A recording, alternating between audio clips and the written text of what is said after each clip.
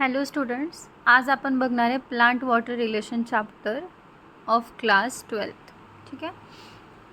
So let's start with first. Plant obtains variety of substances like water, minerals, nutrients, food and gases like oxygen and carbon dioxide from its surroundings. So plants generally आपल्या आजूबाजूच्या वातावरणामधून water म्हणजे पाणी, minerals म्हणजे खनिजे, nutrients म्हणजे जे पोषकत्व असतं ते, फूड अन्न, गॅसेस जसे की ऑक्सिजन आणि कार्बन डायऑक्साईड आपल्या आजूबाजूच्या परिसरातून घेत असतात. Productivity in plants is mainly affected by the non availability of water. So एखाद्या प्लांटची ग्रोथ किंवा त्याची प्रोडक्टिव्हिटी जी असतं ती वॉटर अवेलेबल आहे की नाही याच्यावरती डिपेंड असतं. किंवा वॉटर जर अवेलेबल नसेल, त्या वनस्पतीला जर पाणी नसेल दिलेलं, त्याच्यामुळे त्याची ग्रोथ जी असते ती अफेक्ट होऊ शकते. ठीक आहे. Water is considered as a elixir of life. So elixir म्हणजे काय, तर अमृत, म्हणजे पाणी हे जीवनाचे अमृत समजले जाते. ठीक आहे. Water constitutes almost 90 to 95% of most plant cells and tissues. So कोणत्याही प्लांट सेल्समध्ये किंवा टिश्यूजचं जे कंटेंट असतं, जे कंपोजिशन असतं, त्याच्यामध्ये 90 to 95% हा भाग म्हणजे पाण्याचा असतो. ठीक आहे. Water helps the cells to maintain turgidity and shape. पाणी हे कोणत्याही सेलला त्याची टर्जिडिटी म्हणजे त्याचं जे भरण असतं ते आणि त्याचा शेप मेंटेन करण्यास हेल्प करते. It shows following properties due to which it has a great biological importance. So properties of water, it is in the liquid form at room temperature. Room टेम्परेचरला ते लिक्विड फॉर्ममध्ये असतं आणि हे best solvent असतं प्रत्येक सोल्यूटसाठी. ठीक आहे. मोस्ट ऑफ द सोल्यूटसाठी हे एक बेस्ट सॉल्वंट, म्हणजे याच्यामध्ये विरघळण्याची किंवा विरघळवून घेण्याची क्षमता जास्त असते. ठीक आहे. It is inert inorganic compound with neutral pH Wien in pure form. हे एक इनर्ट इनऑर्गॅनिक कंपाऊंड आहे ज्याचा pH हा न्यूट्रल असतो, म्हणजे 7 असतो जेव्हा हे एकदम प्युअर फॉर्ममध्ये असतं. जेव्हा वॉटर त्याच्या प्युअर फॉर्ममध्ये असतं तेव्हा ते एक इनर्ट इनऑर्गॅनिक कंपाऊंड म्हणून ॲक्ट होतं. Due to this water is best transporting medium for dissolved minerals and food molecules. त्यामुळे हे एक बेस्ट ट्रान्सपोर्टिंग मीडियम म्हणून कन्सिडर करता येतं. It is best aqueous medium for all biochemical reactions occurring in the cells and it is an essential raw material for photosynthesis. Photosynthesis ही जी एक क्रिया असते प्लांट्समध्ये ज्याच्यामुळे ते त्यांचं फूड बनवतात. ठीक आहे.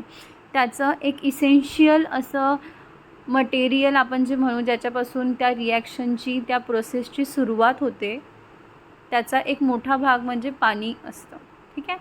Water has a high specific heat, high heat of vaporization and high heat of fusion.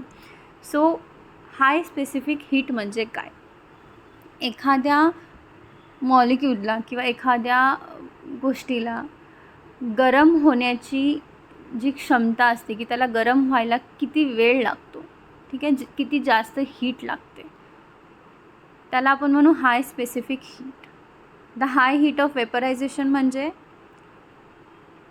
Liquid फॉर्ममधून वेपर फॉर्ममध्ये कन्वर्ट व्हायला पाण्याला जेवढी एनर्जी लागते त्याला आपण हाय हीट ऑफ वेपरायझेशन म्हणू. आणि हाय heat of fusion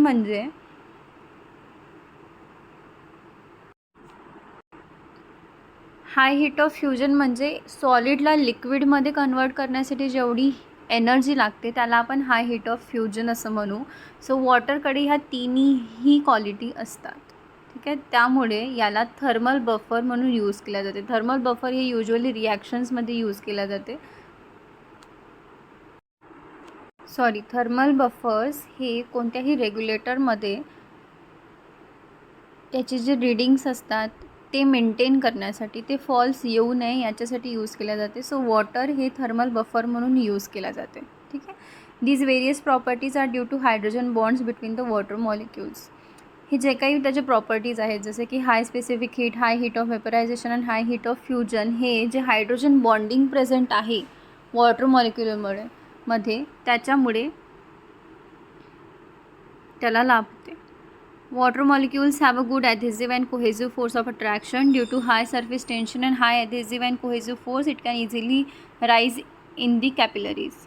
It is therefore a significant molecule that connects physical world with biological process.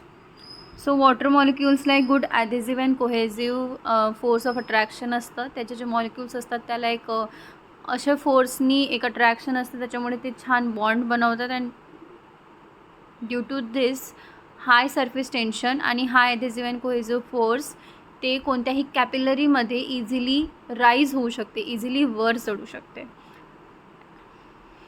त्यानंतर आपण बघूया वॉटर ॲब्झॉर्बिंग ऑर्गन.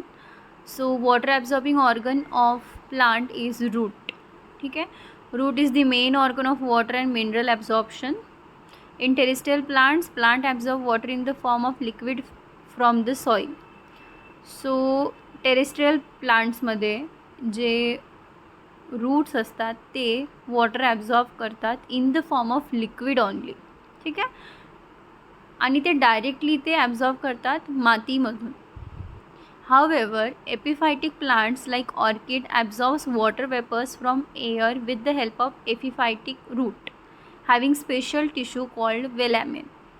म्हणजे जे एपिफायटिक प्लांट असतात, आता एपिफायटिक प्लांट्स म्हणजे काय, तर असे प्लांट जे दुसऱ्या प्लांट्सवरती ग्रो होतात. ठीक आहे. बेसिकली नॉर्मल प्लांट्स जे असतात ते मातीमध्ये ग्रो होतात, बरोबर आहे. त्यांचे जे रूट्स असतात ते मातीमध्ये असतात. कोणतेही प्लांट जे आहे ते मातीमध्ये ग्रो होते. बट एपिफायटिक प्लांट्स असे प्लांट्स जे दुसऱ्या प्लांट्सवर ग्रो होतात, म्हणजे त्याच्या फांदीवरती असे कुठेतरी हे एपिफायटिक प्लांट ग्रो होतात. आता हे एपिफायटिक प्लांट यांचे रूट्स तर सॉईलमध्ये नाही आहेत, मग हे कशामधून वॉटर ॲब्झॉर्ब करत असेल, तर हे सराउंडिंग एन्व्हायरमेंटमधून जे एअर आहे, सराउंडिंग जी हवा आहे त्याच्यामध्ये जे वॉटर वेपर्स असतात ते ॲब्झॉर्ब करतात एपिफायटिक रूट्सच्या मदतीने. त्यांच्याकडे जे एपिफायटिक रूट्स असतात त्यांच्या मदतीने ते वॉटर वेपर्स हवेमधून ॲब्झॉर्ब करतात. ज्या एपिफायटिक रूट्सला एक स्पेशल टिश्यू प्रेझेंट असतो ज्याला वेलॅमेन असे म्हणतात. ठीक आहे. Typical root is divisible into 4 different regions. जे नॉर्मल प्लांट्स आहेत, नॉर्मल प्लांट्सचे जे एक टिपिकल रूट असतात त्यांचे 4 रिजनमध्ये डिव्हिजन होतं. In the zone of absorption, epidermal cells form unicellular hair like extensions called root hairs. ठीक आहे. सो जे झोन ऑफ ॲब्झॉर्प्शन आहे रूटचं, म्हणजे सगळ्यात खालची टीप, रूटची सगळ्यात शेवटची टीप. ठीक आहे. तिथे जे एपिडर्मल सेल्स असतात त्याला एपिब्लेमा सेल्स असेही म्हणतात. ते एक unicellular hair like extension form करते. ठीक आहे. युनिसेल्युलर केसांसारखं एक एक्सटेन्शन तिथे एक फॉर्म होते छोटं, तुम्ही खालच्या फिगरमध्ये बघू शकता. त्याला आपण रूट हेअर्स असं म्हणू. ठीक आहे. तुम्ही फिगर 6.1 बघू शकता. ज्याच्यामध्ये सगळ्यात वरती आहे मॅच्युरेशन झोन, त्याच्या खाली आहे रूट हेअर झोन. हा जो झोन आहे याच्यावरती तुम्हाला छोटे छोटे हेअर लाईक एक्सटेन्शन्स दिसतील ज्याला आपण रूट हेअर म्हणू.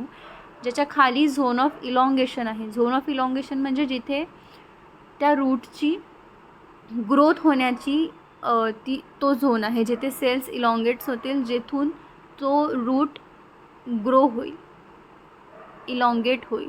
मेरिस्मॅटिक रिजन म्हणजे असं रिजन जिथे सेल डिव्हिजन जे असतं ते खूप फास्ट होतं. ठीक आहे. मेरिस्मॅटिक रिजनमध्ये सेल डिव्हिजन्स होतं. ठीक आहे. त्यानंतर आपण बघूया खाली structure of root hair. So root hair is a cytoplasmic extension, prolongation of epiblema cells. आपण जे इथे बघितले 6.1मध्ये, मी फिगरच्या सोबत तुम्हाला समजावून सांगते. So root hair is a cytoplasmic extension, prolongation of epiblema cells. So epiblema cells म्हणजे तुम्ही 6.1b बघू शकता. Root epithelial cell, epiblema cells, हे जे सेल्स आहेत रूटचे, ठीक आहे, त्याचं एक एक्सटेन्शन म्हणजे हे रूट हेअर्स असतात. ठीक आहे. त्या एपिब्लेमा सेल्समधून एक एक्सटेन्शन बाहेर निघतं सेल वॉल्स आणि वॅक्युअल्सचं, ज्याला आपण रूट हेअर असं म्हणू. Each root hair may be approximately 1 to 10 millimetre long आणि ट्यूबलाईक स्ट्रक्चर असतं. त्याचं ॲप्रॉक्सिमेटली लेंथ जी असते ती 1 to 10 मिलीमीटर असतं. ठीक आहे. कलरलेस असतं, अनब्रांच्ड आहे, म्हणजे एक एक हेअर लाईक स्ट्रक्चर, एक एक रूट हेअर राहील, त्याला कसलेही ब्रांच वगैरे राहणार नाही. शॉर्ट लिव्ड म्हणजे त्याचं जे लाईफस्पॅन आहे ते खूप कमी टाईमसाठी असतं, which is usually called as ephemeral. ठीक आहे, ephemeral and very delicate. It has a large central vacuole surrounded by thin film of cytoplasm. तुम्ही बघू शकता 6.1b एक मध्ये खूप मोठी स्पेस आहे जी कॅप्चर केली आहे, त्याला व्हॅक्युअल असे म्हणतात. So most of the part जो आहे या रूट हेअर्सचा व्हॅक्युअल्सनी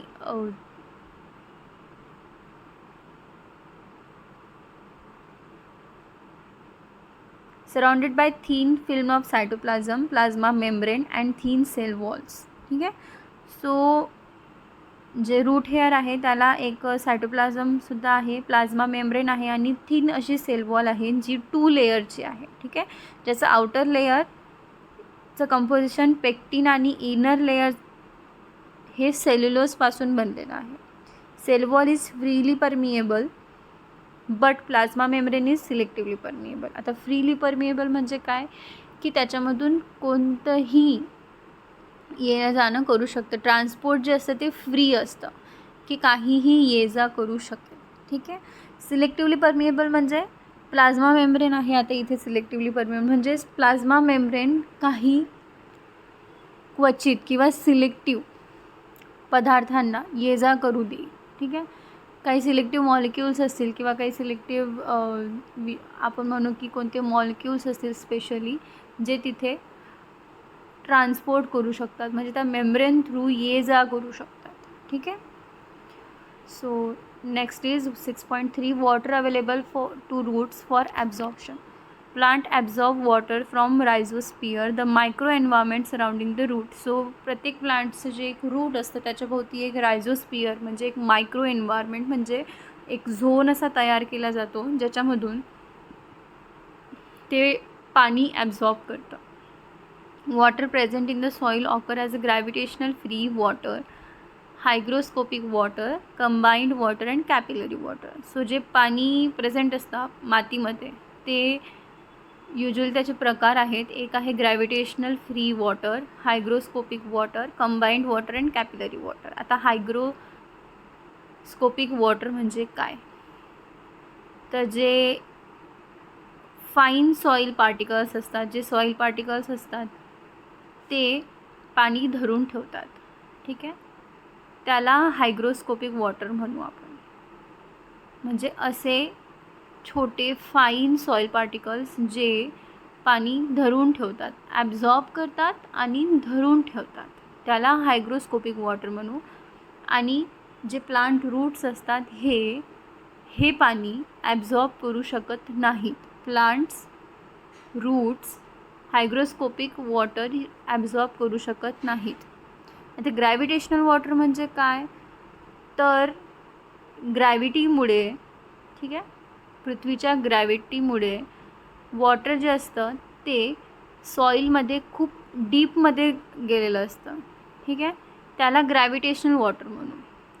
हे या प्रकारचं पाणीसुद्धा प्लांट्सच्या ॲब्झॉर्प्शनसाठी अवेलेबल नसतं.